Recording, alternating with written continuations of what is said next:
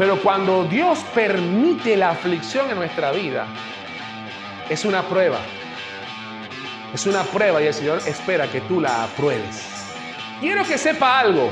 A usted no le hace daño quien quiere, sino el que puede. Y el que puede si el Señor se lo permite. ¿Te das cuenta de que el sufrimiento tiene un poder? El poder de descubrir las relaciones. Nos puede costar entender esto, pero nosotros necesitamos problemas en nuestra vida. Si usted es cristiano, tenga cuidado, porque usted dice seguir las huellas del Señor. Y el Señor subió el Gólgota. Si usted es de las personas que se resiente en su relación personal con Dios cada vez que ocurre un problema, usted es inmaduro. Pero si en medio de la adversidad, usted en vez de decirle a Dios lo grande que es su problema, usted le dice a su problema lo grande que es Dios, las cosas son diferentes.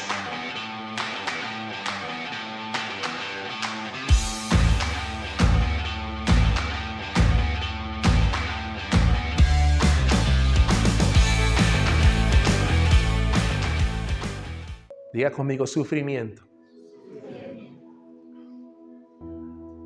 Habría personas aquí que muchas veces han pensado, uno de los argumentos ateos más clásicos, dicen, yo no puedo creer en un Dios que permite el sufrimiento. Pero el sufrimiento tiene unas bienaventuranzas. Dice la palabra en 1 de Pedro 3:14, mas también si alguna cosa padecéis por causa de la justicia, bienaventurados sois. Si tú llegas a padecer por causa de la justicia, terminas siendo una persona bienaventurada.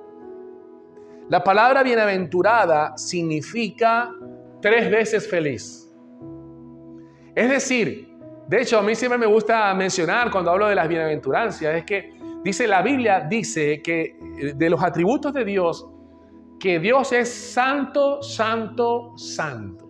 Es la única cualidad del carácter de Dios que es elevada a la tercera potencia. Bueno, la bienaventuranza, la palabra bienaventurado significa 3 veces feliz. Una persona que es capaz de sufrir por los motivos correctos no solamente es una vez feliz, será 2 veces felices y hasta 3 veces felices. ¿Alguien está recibiendo esa palabra? El sufrimiento, amados de Dios, es una cosa que no se puede evitar en la vida. La vida tiene sufrimiento. Muchas veces cuando sufrimos, enseguida nos hacemos una pregunta. ¿Por qué Dios permite que yo sufra? Y esta es la pregunta que se estaban haciendo los hermanos a los cuales es dirigida esta carta por parte del apóstol Pedro. De hecho, si tienes tu Biblia allí y vas al primer capítulo, la salutación de la carta está enviada a los hermanos que han sido esparcidos por todas las regiones de Asia, porque en el tiempo que Pedro escribe esta carta, los cristianos estaban siendo perseguidos. De hecho, venimos hablando de la comunión genuina. Y una de las cosas que mencionamos el domingo pasado es que la comunión genuina se experimenta en 3 niveles. Y Dios, en su palabra, nos enseña que como iglesia nosotros necesitamos aprender a compartir juntos. Número 2, a servir juntos. Y número 3, a sufrir juntos. Y el sufrimiento, dijimos el domingo pasado, que es el máximo nivel de comunión. Tú sabrás quién está contigo cuando lo ves al lado sufriendo contigo. Porque juntamente, aquí creo que todos hemos pasado la experiencia de descubrir a nuestros verdaderos amigos solo en el momento del sufrimiento. Porque en el momento de dolor, en el momento de la adversidad, en el momento del sufrimiento, es que realmente tú sabes quién está contigo. Porque cuando las cosas están bien, nos rodean amigos de más. ¿Sí o no? Todos aquí podemos recordar en algún momento cuando teníamos buena salud, dinero, algún cargo, alguna profesión. ¿Y cómo estábamos ahí? ¿Qué sucede allí? Se nos acercan muchas personas. Sí, porque todas las personas andamos buscando esas cosas. Sí, en el mundo todos andamos buscando esas cosas. Pero cuando viene el momento de sufrir, algunos aquí hemos llegado a contar nuestros amigos con los dedos de las manos y nos han sobrado dedos. ¿Alguien dice amén a lo que estoy diciendo? Te das cuenta de que el sufrimiento tiene un poder. El poder de descubrir las relaciones fuertes. El poder de saber con quién realmente tú cuentas en la vida. Y por eso el Señor no tuvo ningún problema en permitir que la iglesia pasara por un tiempo de sufrimiento. Porque en el sufrimiento se aprenden cosas que no se aprenden cuando todo va bien. ¿Y qué cosas podría aprender la iglesia de este tiempo en esta epístola? Pues escuche, el apóstol Pedro les está comunicando a los expatriados. Dice allí, 1 de Pedro capítulo 1 y 2, el capítulo 1, versículo 1 y 2, dice: Pedro, apóstol de Jesucristo, a los expatriados de la dispersión en el Ponto, Galacia, Capadocia, Asia y Binitia. A los expatriados, ¿sabías tú que los cristianos de este tiempo, una vez que se identificaban como cristianos, los perseguían y los llevaban a un momento definitivo donde les decían: niega tu fe y sigue con tu vida? Y muchos de ellos decían: yo no puedo negar al Señor Jesucristo. Y esa decisión en ese momento definitivo implicaba que automáticamente perdían todas sus posesiones y tenían que desalojar sus casas. Muchas de ellas casas que tenían 50 y 100 años como propiedad de sus familias. Muchos de ellos habían heredado las casas de sus abuelos, bisabuelos, etc. Su tierra, su cultura, su gente. Y eran llevados a un momento en el cual tenían que decidir o por Cristo o por lo que ya tenían. Y muchos de ellos fueron precisamente dispersos por todo el continente asiático y por Europa también, solo por ser cristianos. Y tú y yo podemos preguntarnos: ¿qué bienaventuranzas hay en el sufrimiento?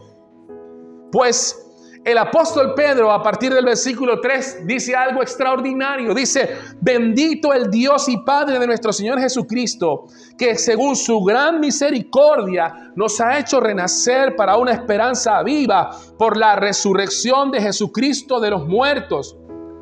¿Para qué? Para una herencia incorruptible. Muchos de ellos habían perdido sus bienes materiales. Y el apóstol está revelando por el Espíritu. Le dice: no importa cuánto tú hayas perdido por la causa de Cristo, porque tú tienes una herencia en los cielos que es inconmovible, que es incontable y que nadie podrá quitarte, y está reservada para ti.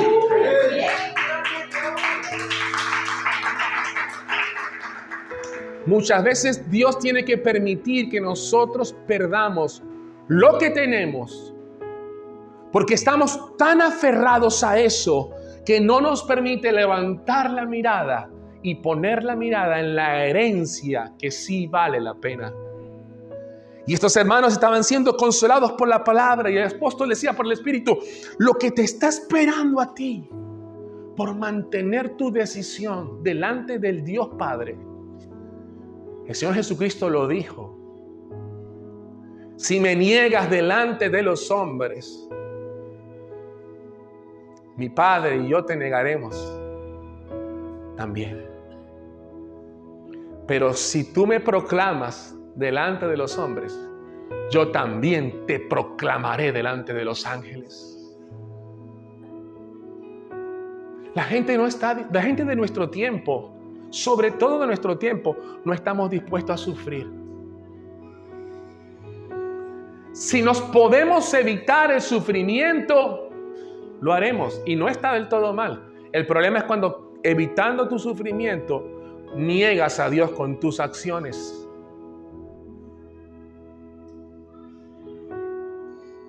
El apóstol dice, hay una herencia. ¿Estás perdiendo tu herencia por la causa de Cristo? Tienes una herencia mejor. ¿Alguien dice amén a eso? Esa herencia es incorruptible, es incontaminada. Verso 4, es inmarcesible y está reservada en los cielos para nosotros. Que sois guardados, escuche esto, guardados por el poder de Dios. Usted, en medio de su sufrimiento, está siendo guardado por el poder de Dios. Quiero que sepa algo. A usted no le hace daño quien quiere, sino el que puede. Y el que puede si el Señor se lo permite. Porque usted ha sido sellado por el Espíritu de Dios para la eternidad. ¿Alguien tiene que decirme amén a eso? El rey David lo sabía. Cuando él iba subiendo por esa cuesta, por esa montaña, estaba siendo sacado de Jerusalén. Su hijo estaba usurpando el trono. Y dice la Escritura que habían gente al lado de él, derecha e izquierda. Y estaban sobre todos los familiares de Saúl, ahora que estamos en el devocional en esa parte. Y él iba con sus guerreros más cercanos. Y comienzan los adeptos a Saúl, ya muerto, a decirle, esto te pasa por esto te pasa por aquello. Y comenzaban a maldecirlo. Enseguida sus guardaespaldas sacaron las espadas y iban a matar a esta gente. Y él los detuvo. Y dijo, no, por algo el Señor, dijo él, por algo el Señor, Él permite que lleguen esas palabras a mí. David entendía que había un propósito en medio de su sufrimiento. David aprendió a mantener la fe aunque estuviera en medio del dolor. Yo no sé qué usted pueda estar pasando. Lo que sí sé es que este versículo se va a cumplir en su vida y se está cumpliendo en su vida. No importa cuánto sufra, dice que la Escritura dice que usted es guardado por el poder de Dios mediante la fe. Mediante la fe. Quiere decir que tu fe en el Señor es lo único que no puedes dejarte quitar. Y los cristianos de este tiempo lo entendían. No solo los de este tiempo, hermano. Mire, le invito, elija un documental acerca de la historia de la iglesia. La mayoría, no importa quién haya hecho el documental, de la iglesia cristiana. No importa quién lo haya hecho, todos coinciden en varias cosas.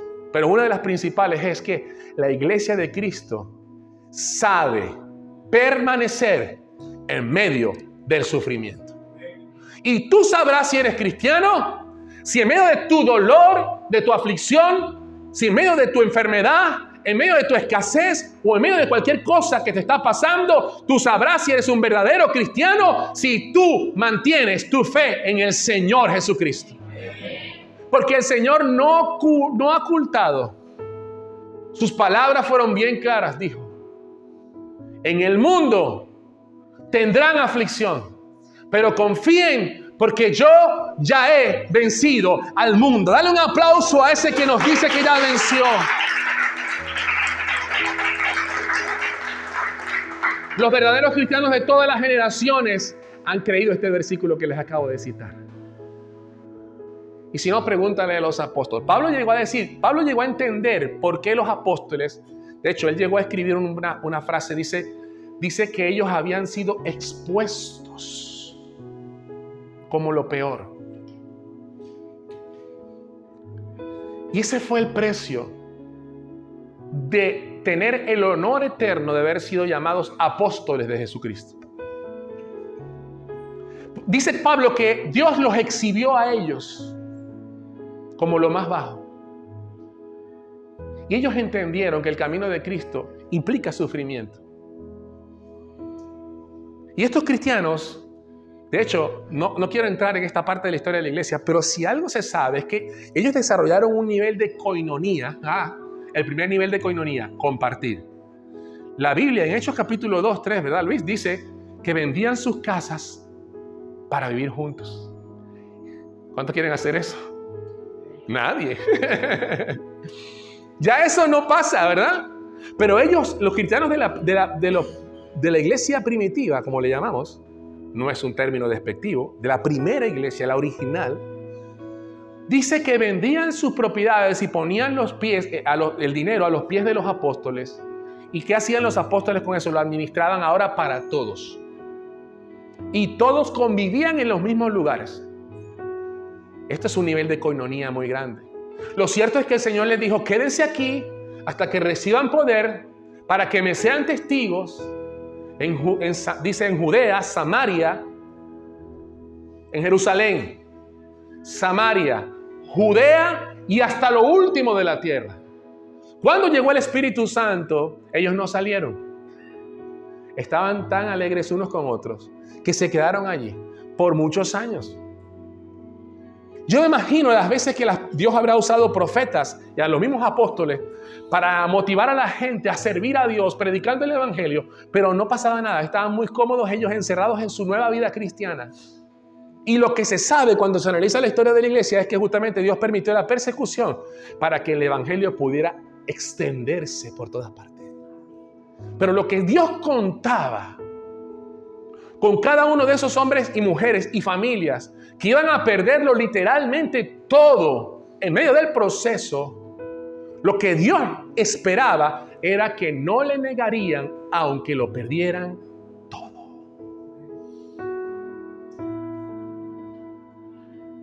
¿Cuántos cristianos hay aquí de verdad? Esto es tremendo.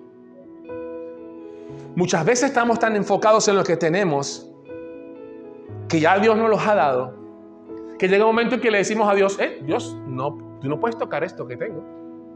Esto es intocable. Y cuando Dios permite que suframos por causa de cualquier cosa, muchos de nosotros lo primero que hacemos es cuestionar a Dios.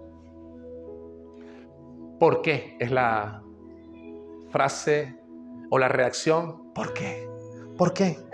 Y Pedro dice, esa herencia viene, solamente que entiende, el poder de Dios te va a guardar siempre que mantengas la fe.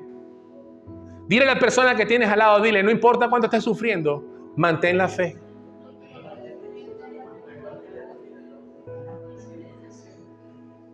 Porque la fe es, dice el verso 5, sigo, para alcanzar la salvación que está preparada. ¿Cuántos creen que hay algo preparado?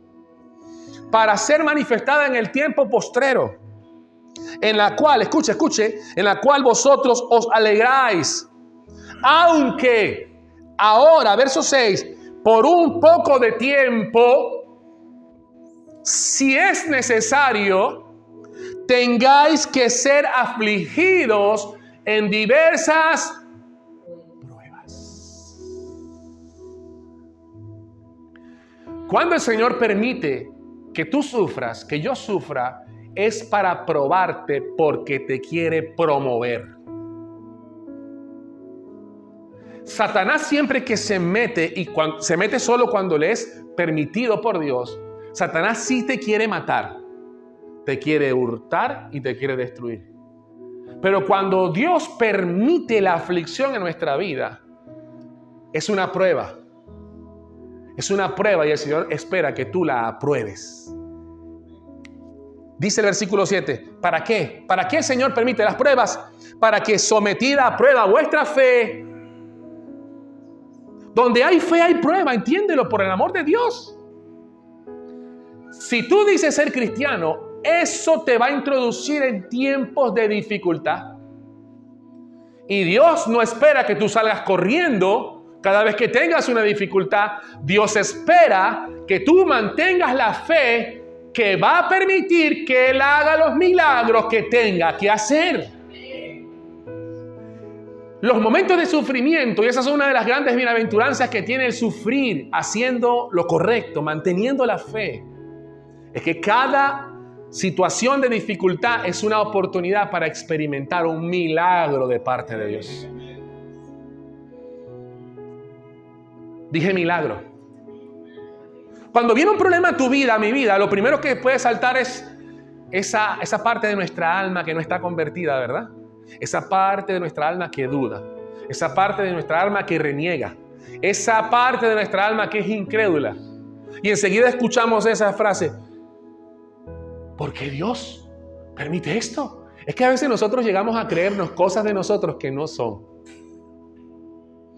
Todos aquí creemos que no necesitamos sufrir, pero Dios piensa diferente. Porque solo en el sufrimiento es que vamos a aprender las lecciones más grandes de la vida. No hay amén para eso. Solo en el sufrimiento vas a experimentar el poder de Dios en tu vida. Y el Señor dice, para que sometida a prueba vuestra fe, la fe que es mucho más preciosa que el oro, verso 7, el cual, aunque perecedero, se prueba con fuego, sea hallada en alabanza. ¿Qué van a hallar en alabanza? La fe.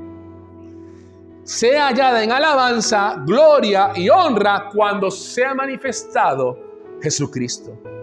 Aquí está la fe. Verso 8. A quien amáis sin haberle visto.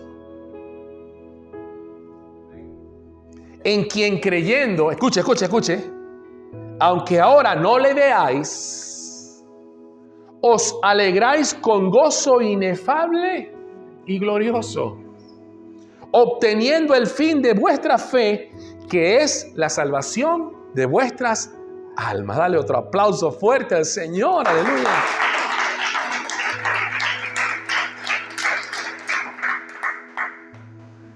Sufrir. En la carta, el apóstol hace una observación importante. Muchas de las cosas que nosotros padecemos, escúchame hermano, esto que te voy a decir es importante, espero que te edifique. Muchos de nosotros sufrimos fuera de los propósitos de Dios. Lo voy a repetir, muchos de nosotros sufrimos fuera de los propósitos de Dios. ¿Qué es eso? Es cuando nosotros nos salimos de los propósitos de Dios y tomamos nuestras propias decisiones, poniendo a un lado la guianza y el pastoreo de Dios sobre nuestra vida, su palabra, y tomamos decisiones. Y nos salen las cosas mal. Entonces, cuando sufrimos de esa manera, la observación que quiero decirte es que allí, en ese sufrimiento, no hay propósito divino. Porque estamos sufriendo fuera de la voluntad de Dios. Podrás aprender cosas, claro que sí. Pero esas cosas eternamente no constarán. ¿Por qué? Porque ese sufrimiento es un sufrimiento que tú te has buscado desobedeciendo a Dios. Pero Dios no tiene problema en decirte que por mucho que tú estés consagrado, eso no va a evitarte tiempos de dificultad y de pruebas. No te lo va a evitar. De hecho, los va a traer.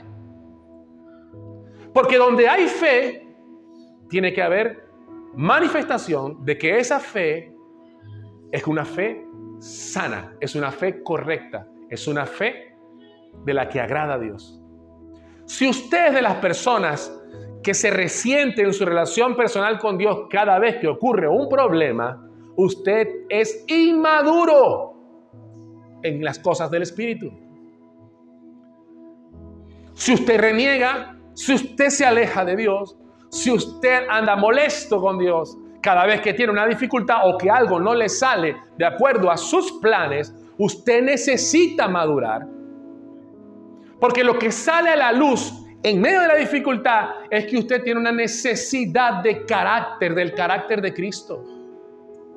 Pero si en medio de la adversidad, usted en vez de decirle a Dios lo grande que es su problema, usted le dice a su problema lo grande que es Dios, las cosas son diferentes.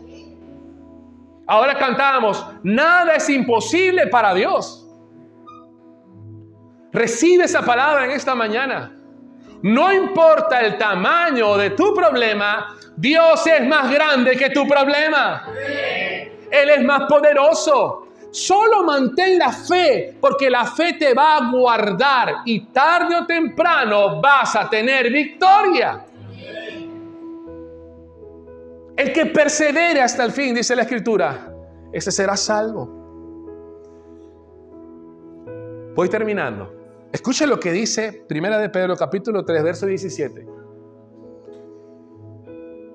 Hablando de padecer haciendo lo incorrecto, el apóstol dice, ten cuidado. Todos padecemos.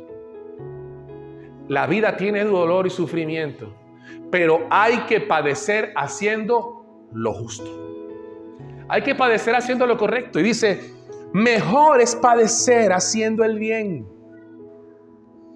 Si la voluntad de Dios lo quiere, que haciendo el mal. Porque también Cristo padeció una sola vez por los pecados, el justo por los injustos, para llevarnos a Dios, siendo a la verdad muerto en la carne, pero vivificado en el Espíritu. Cuando tú pasas por tu Getsemaní, como el Señor, lo que está Dios permitiendo es que tu parte espiritual vaya por encima incluso del dolor corporal. Dios te está trayendo al lugar donde tu fe es probada, es limpiada, es consolidada para que quede una fe pura. Que tú puedas decir que me falte todo menos tu presencia, Señor. Que tú puedas experimentar que con Dios lo tienes todo, aunque pases momentos donde no tengas nada. Eso solo se aprende en el desierto del sufrimiento. No se aprende cuando todo está bien. Usted y yo nos puede costar entender esto, pero nosotros necesitamos problemas en nuestra vida. Voy a repetirlo para los que están dormidos. Nosotros necesitamos problemas en nuestra vida, porque nos harán experimentar cómo el Señor nos guarda en medio del sufrimiento. Porque somos guardados. Nos llamamos cristianos y a veces se nos olvida el camino del Señor Jesucristo. El camino del Señor Jesucristo fue un camino de padecimiento y de dolor, de incomodidad. Camino al Calvario. Dije camino al Calvario. Si usted es cristiano, tenga cuidado, porque usted dice seguir las huellas del Señor. Y el Señor subió el Gólgota. El Señor fue exaltado hasta lo sumo, fue quebrantado, pero fue exaltado hasta lo sumo, porque estuvo dispuesto a sufrir haciendo la voluntad de Dios. ¿Recuerdan la oración del Señor en Getsemaní? Dijo, pasa de mí esta copa, pero luego agregó, mas no se haga mi voluntad, sino la tuya. Cuando Dios permite que algo malo te suceda, es por algo. Es por algo. Y a nosotros nos desespera el saber es el por qué. Pero ya nosotros sabemos el para qué. Hace poco murió un amigo bastante querido. Y su esposa no se esperaba esa muerte de él, un hombre joven. Y ella me llamó, la hermana. Ella había nacido en nuestra iglesia, en nuestra última iglesia. Y ella me preguntaba en medio de su dolor, su esposo, de 30 años de casados, una familia hermosa, muy bendecidos, siempre tuvieron salud, siempre tuvieron dinero, mucho dinero, muy cómodos. muy bendecidos. Y luego lo que le faltaba era Dios, hermano. Y lo tenían. Ya estaban completos. Porque antes tenían todas esas cosas, pero no tenían a Dios. Y resulta que sí, eso no ocurre todo el tiempo. En medio de esas circunstancias de vida, vienen a los pies de Cristo y conocen al Señor. Se les revela a Dios y empiezan a arder de pasión con Dios. Y luego Él muere. Y ella me escribe. Yo solamente le pude responder una cosa. Ella me dice, pastor, ¿por qué Dios permitió eso? Y yo, me salió esto de manera natural, le escribí, le dije, ya no ores más así. Si quieres orar, dile, Señor, ¿para qué permitiste que esto sucediera? Cuando tú oras y dices, ¿para qué? Le estás diciendo a Dios, yo confío en que por un propósito que aunque no lo entiendo, no lo veo, por algo tú permitiste que esto pasara y yo quiero involucrarme con ese propósito.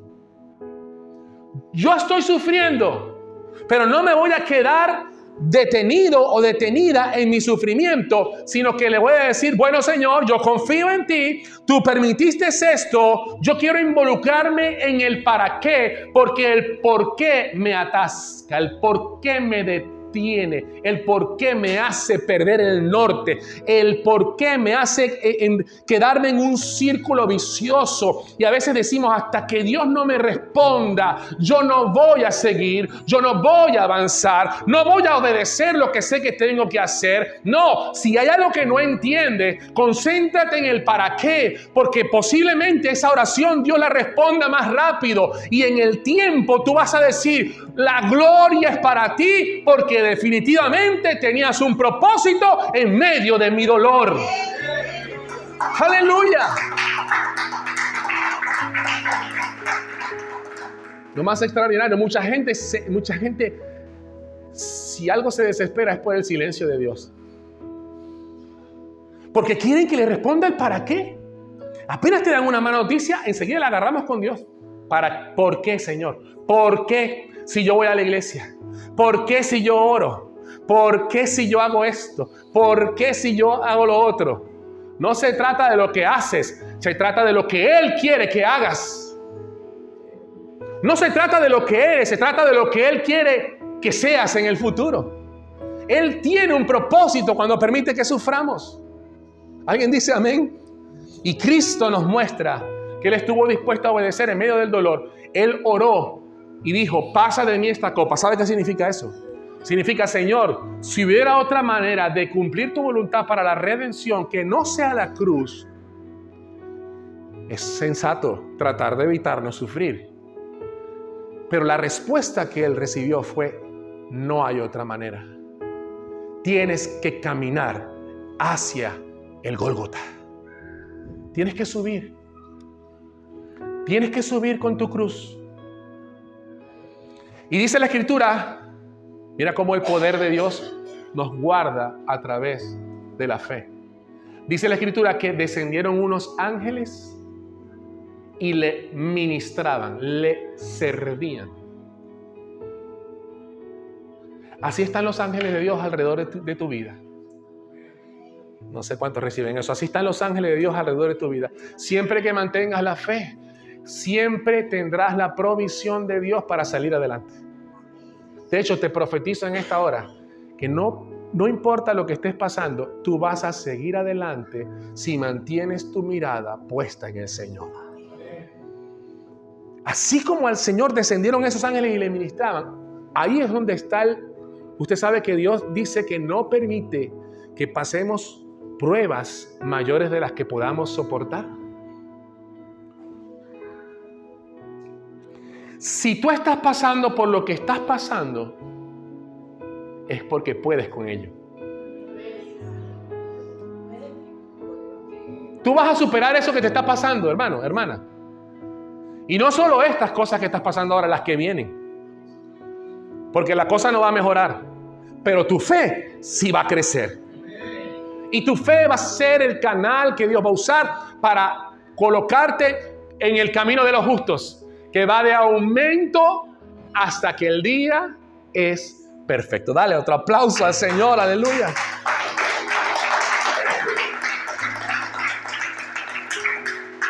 Las bienaventuranzas del sufrimiento tienen que ver con lo que Dios espera que tú aprendas en el desierto. Y cómo tu fe debe ser purificada como el oro se prueba con fuego. La fe tendrá que ser probada a través de las aflicciones. Mire, una persona que no esté dada, como dicen aquí, de alta en alguna universidad no puede presentar un examen de una carrera de la universidad porque está de baja. ¿Aló? Pero todos los que estamos aquí, creo yo, estamos de altas en el libro de la vida del Señor. Los exámenes vendrán, las pruebas vendrán.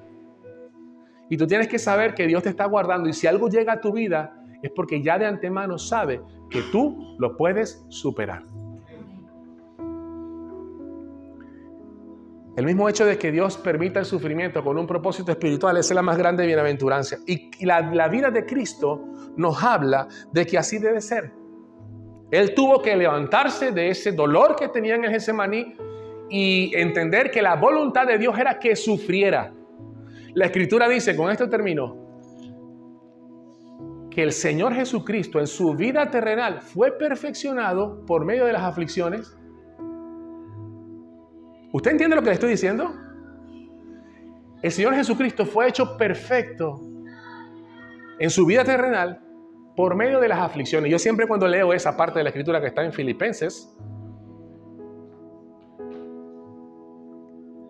concluyo que Dios perfeccionó al perfecto a través de las aflicciones.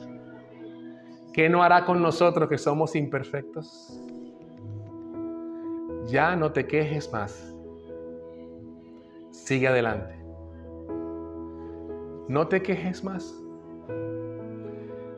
Si algo significa ser cristianos, es imitar el carácter de Cristo. Cuando el Señor Jesucristo escuchó un no como respuesta, Él dijo, yo quiero hacer tu voluntad. Y dice que se levantó, dice la Escritura que puso su rostro como que iba a Jerusalén y dijo, si este es el destino que tiene Dios para mí, yo lo acepto, pero yo no me salgo de la voluntad de Dios. Y hoy nosotros podemos contar la salvación porque Cristo no se salió del propósito. No te salgas tú. Que no te salgas tú. No te salgas del propósito, aunque las cosas no vayan como a ti te parece que debe ser. Resiste. Humillaos pues bajo la poderosa mano de Dios. Y cuando fuere tiempo, Él te exaltará. Dale un aplauso fuerte al Señor. Aleluya.